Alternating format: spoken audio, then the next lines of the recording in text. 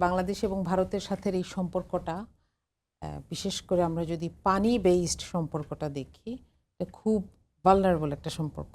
আমাদের ৫৭টা নদীর মধ্যে ৫৭টা নদী হচ্ছে সীমান্তবর্তী এবং এর মধ্যে ৫৪টাই অভিন্ন নদী, আমাদের অভিন্ন নদী, এবং ৯০% হচ্ছে বাংলাদেশের পানি বাইরে থেকে আসে, অন্য দেশ থেকে আমাদের দেশে আসছে, আমরা ডাউন স্ট্রিমে আছি। এই জিনিসটা অত্যন্ত ঝুঁকিপূর্ণ বিভিন্ন কারণেই, যদিও বাংলাদেশের সৃষ্টি হয়েছে এই পলিগুলোর মাধ্যমে, কিন্তু এগুলোকে যখন পরিকল্পিতভাবে আমাদেরকে বিপদে ফেলার জন্য ব্যবহার করতে চাওয়া হয় এটা সম্ভব। আপস্ট্রিমে যারা থাকেন তাদের জন্য এটা সম্ভব। এবং আমাদের নদীর নাব্যতা কমে যাওয়া থেকে শুরু করে লবণাক্ততা বৃদ্ধি থেকে শুরু করে, আপনি জানেন ফারাক্কার অবস্থানটা এমন একটা জায়গা, এটা সুন্দরবনকেও টাচ করে, জি, আমাদের সুন্দরবনকেও এফেক্ট ক্ষতিগ্রস্ত হয়েছে বেশ জি। এলাকা। এবং পানি চুক্তির মাধ্যমে কিন্তু আমরা আসলে এটার একটা থিওরিটিক্যাল জায়গা দেখেছি, এটা প্র্যাকটিক্যালি কোনো ফলাফল দেখি নাই। আমরা গত বছর পর্যন্ত গরমের সময় সেচের পানি ছিল না, শুষ্ক মৌসুম যেটাকে আমরা বলি, এবং দেখা গেছে বর্ষার সময় আমরা বন্যা শিকার হচ্ছি। এবং ২৫-২৪ আমরা একটা নতুন আসপেক্ট দেখলাম যে ফেনী নদীতেও এই ঘটনাটা হলো, তাই না? তো সব কিছু মিলে আসলে ভারতের সাথে আমাদের পানি বেসড যে সম্পর্কটা, সেখানে ইন্টারনাল কোনো প্রজেক্ট দিয়ে সমস্যার সমাধান হবে না।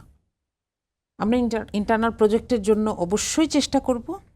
সেটার সাথে এই যে সম্পর্কটা, যে আসলে আপস্ট্রিমে আমাদের সাথে কি ব্যবহার করা হচ্ছে, এটা ইন্টারন্যাশনাল লকে ভেঙেই করা হচ্ছে। আপস্ট্রিমে কখনো কেউ কোনো ব্যারেজ বসাতে পারেন না, এই ল ভেঙেই আমাদেরকে এমন একটা জায়গায় ফেলে দেওয়া হচ্ছে, আমরা ডাউনস্ট্রিমের দেশ হিসেবে চরমভাবে ক্ষতিগ্রস্ত হচ্ছি। এবং আপনি জানেন যে এই ব্যাপারগুলোতে আমরা আন্তর্জাতিক আদালত পর্যন্ত পৌঁছাতে পারি নাই। সব কিছু মিলে আমার কাছে মনে হয় যে সরকারের উদ্যোগগুলো অবশ্যই প্রশংসনীয়, এটা জামাতের আমিরও বলেছেন। সেটার সাথে সাথে আন্তঃনদী সম্পর্কগুলো যে সেটাকে আমাদের একটু ঝালাই করার প্রয়োজন। এবং যেহেতু ৩০ বছর শেষ হয়ে যাচ্ছে 96-এ যেটা শেখ হাসিনার সাথে হলো, আমরা যদি সেই চুক্তিটার দিকে তাকাই, এটা ছিল সম্পূর্ণভাবে রাজনৈতিক ফায়দা হাসিলের জন্য একটা ব্যাপার, যে একটা পানি চুক্তি হয়েছে, আমরা অনেক বেশি লাভবান হব, কিন্তু এটা কাজের গরুর মতন, এটা কোনোদিন গোয়ালে আসে নাই। আমরা যেন আবার এরকম কোনো জায়গায় চলে না যাই, সেটার জন্য সরকারের পক্ষ থেকে আন্তরিকতা আছে, কিন্তু দৃঢ়তাটাও দরকার।